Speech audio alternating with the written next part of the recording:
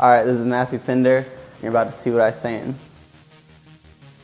I started doing guitar lessons as a little kid, but it was always this kind of thing, like I was into it and then I wasn't into it, but it really wasn't until going to college in the States in Florida that I started like playing guitar for a friend of mine, and she would sing and we'd do gigs like that.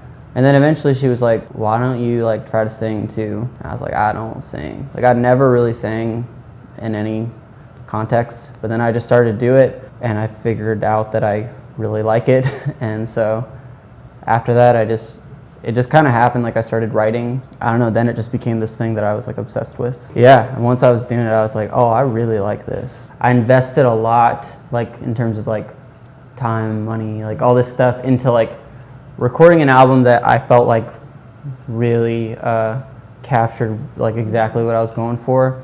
Like it felt really good to like put it out and see some people like responding to it, but I guess sometimes I got a little caught up in the like, oh, like people gotta hear my stuff, people gotta listen to it, people gotta share it, like I need people to like this.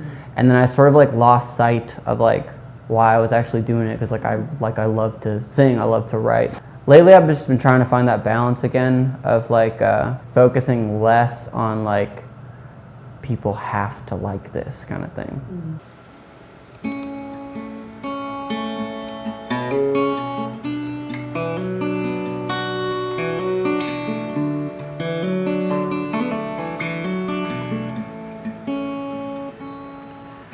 There were ashes on my lips from the words I breathed, the same lips I kissed you with,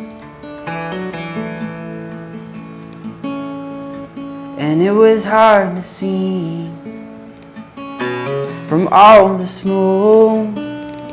Started reaching out when you spoke. I don't know, I've got to like work with some really great people. I guess like when it comes to like here specifically, like being able to go from like doing these like, you know, random like bar gigs and just like doing covers and feeling like I'm just like background noise, to like actually being able to like do a couple like what I would call like real shows that like one or two of the songs they actually know them off the album, and so things like that are really cool. I connected with a producer from Texas. His name's Chris Jacoby.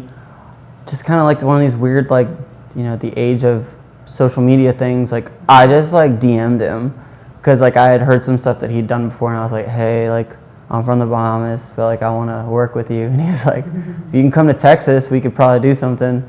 So like I arranged that and I went to San Antonio. I got to like get closer to people here too. Like I've done a lot of stuff with Judah, and like he has some background vocals on the album, and I think for a long time I did not think that I would really be like accepted or embraced by the Bahamian scene of music, because like I'm from here, like I swear I'm from here, like I was born in Nassau, all this stuff, but like I just knew that like coming in, it's like, okay, like I sound different than a lot of people here, but to like what I feel is like authentic to me and like connect with other people from here, like from where I'm from, it's pretty like rewarding, I think. Yeah. Ringing in my ears, I was deaf to you. Gripping so tightly, I stopped bleeding through. And my body was thin, clinging to you. I was clinging to all the things I thought I knew.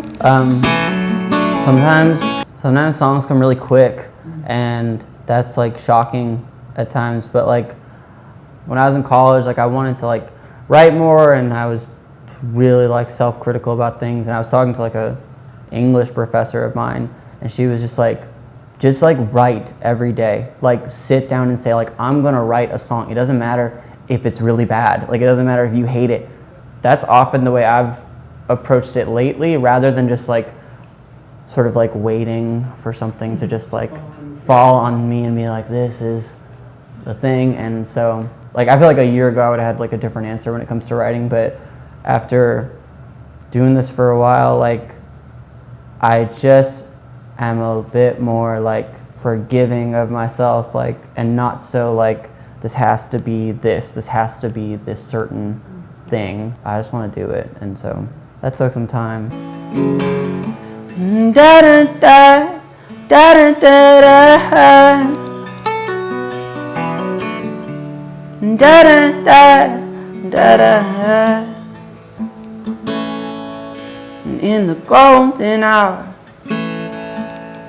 it's you I find. I don't wanna go inside, I don't wanna go inside. And if you're gonna stay, I'll be here all night. 'Cause you're in every song I hear, in every song I write.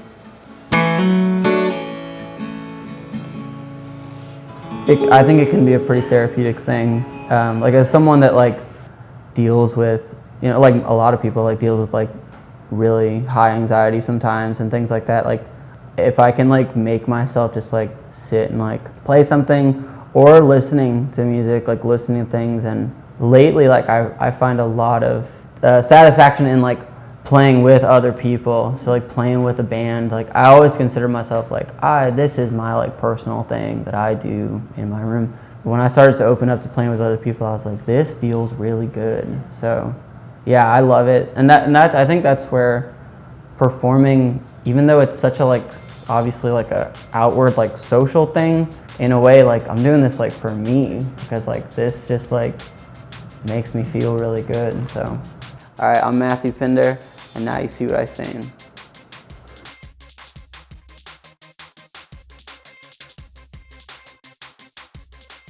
Okay. Are these Balenciagas? No, they're Puma.